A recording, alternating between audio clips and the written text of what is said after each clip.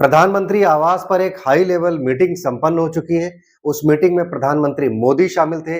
गृह मंत्री अमित शाह, रक्षा मंत्री राजनाथ सिंह के साथ रॉ चीफ और आईबी के चीफ और नेशनल सिक्योरिटी एडवाइजर यानी अजीत डोभाल और विदेश मंत्री और विदेश सचिव के बीच एक हाई लेवल मीटिंग संपन्न हो चुकी है। और उस मीटिंग को संपन्न होने के बाद तमाम सारे बड़े डिसीजन भारत ने ले लिए हैं।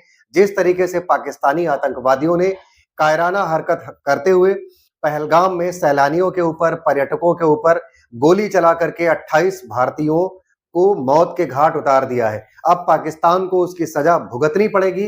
कुल मिलाकर के अगर बात किया जाए तो 5 बड़े डिसीजन भारत की सरकार ने तत्काल आनन फानन में ले लिया है।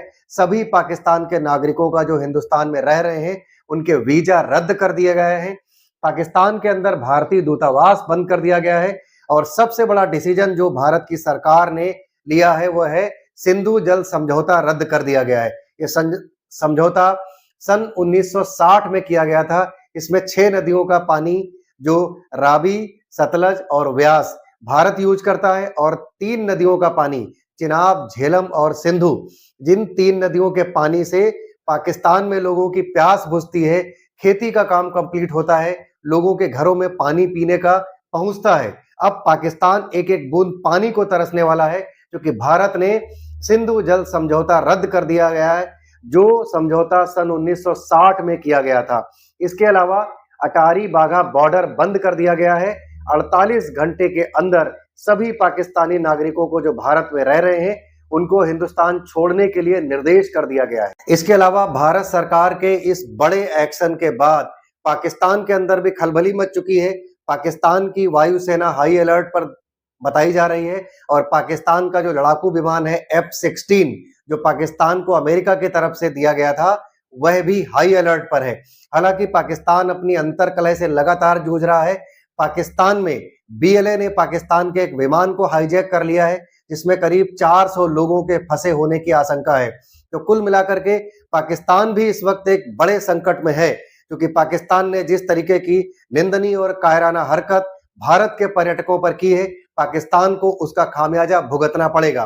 पाकिस्तान ने जिस तरीके की हरकत किया है, 10 राज्यों के सैलानी पहलगाम में घूमने के लिए गए थे। इतनी दुखद घटना वहां पर हुई है कि 5 दिन की शादी का एक जोड़ा पहलगाम में घूमने के लिए गया था, उसकी हत्या वहां पर कर दी गई और वह जोड़ा कोई और नहीं, भारतीय नौसेना में अधिकारी थे। वो 5 दिन पहले उनकी शादी हुई थी और वह करनाल हरियाणा के रहने वाले थे। उनकी वहां पर हत्या कर दी गई और पत्नी के सामने उस नौसेना के अधिकारी को मार दिया गया। दूसरी एक घटना जो सामने आई है, कानपुर के शुभम द्विवेदी शादी के ठीक 2 माह के बाद वो अपने दोस्तों के साथ परिवार सहित पहलगाम घूमने गए थे। पहलगाम घूमने जाने के दौरान उनका 1 दिन पहले का वीडियो अगर आप देखेंगे तो आपकी आंखों में आंसू आ जाएंगे कि वह सब दोस्त मिलकर एक साथ एक कमरे में बैठे हैं, उस एंजॉय की वो बात कर रहे हैं जो एंजॉय करने वो पहलगाम गए थे।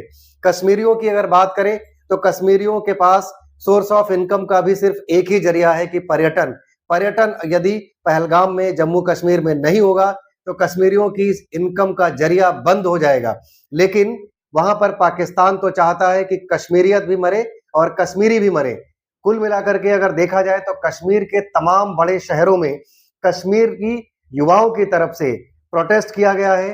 पाकिस्तानी सेना को पाकिस्तानी आतंकवादियों के लिए हाय हाय और मुर्दाबाद के नारे लगाते हुए कश्मीरी युवक तमाम जगह दिखाई दे रहे हैं। हालांकि इस घटना की जिम्मेदारी पाकिस्तानी आतंकवादी संगठन लश्कर तोयबा के एक प्रॉक्सी संगठन TRF ने ले लिया है। लेकिन कुल मिलाकर के अब इस घटना के बाद भारतीय सेना भी हाई अलर्ट पर है।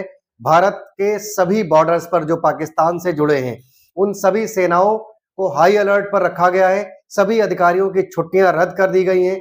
छुट्टी गए सभी जवानों को घर से वापस बुला लिया गया है। सभी को ड्यूटी ज्वाइन करने के आदेश दे दिए गए हैं।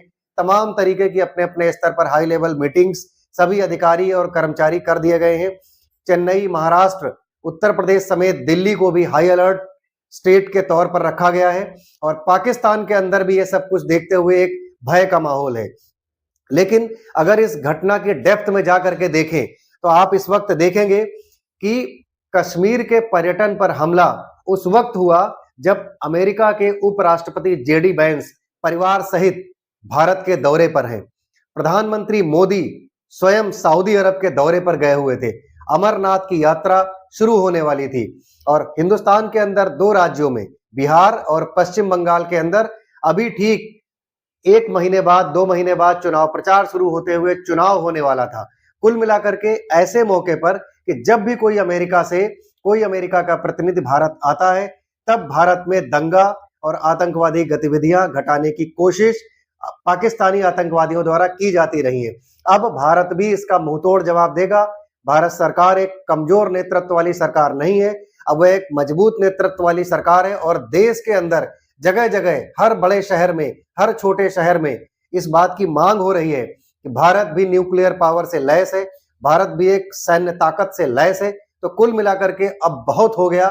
पाकिस्तान की इस कायराना हरकत का जवाब भारत को जरूर देना चाहिए, क्योंकि जिस तरह से निहत्थे परिवारों पर पाकिस्तानी आतंकवादियों ने गोलियां बरसाई है, बच्चों के सामने उनके माता-पिता को मारा है, उस तरीके की कायराना हरकत का जवाब जरूर भारत को लेना चाहिए और पूरी दुनिया को एक ये मैसेज देना चाहिए कि आतंक का शराफत की दुनिया में कोई स्थान नहीं है। कुल मिलाकर के इन सभी घटनाओं की जितनी निंदा की जाए उतनी कम है। तो अब जरूर भारत कुछ बड़ा करने वाला है। तो कुल मिलाकर के भारतीय जनता को और भारत के अंदर सभी प्रमुख विपक्षी पार्टियों को भी इस वक्त भारत सरकार पर भरोसा करते हुए भारत सरकार के साथ सुर में सुर मिलाकर चलने की आवश्यकता है। नमस्कार, आप देख रहे थे द रियल टॉक शो। अब तक अगर आप हमारे चैनल पर नए हैं तो आप हमारे चैनल को सब्सक्राइब जरूर कीजिए और इन सभी ज्वलंत मुद्दों पर निष्पक्ष विश्लेषण देखते रहने के लिए हमारे Facebook page the real talk show को फॉलो जरूर कीजिए। धन्यवाद। जय हिंद, जय भारत।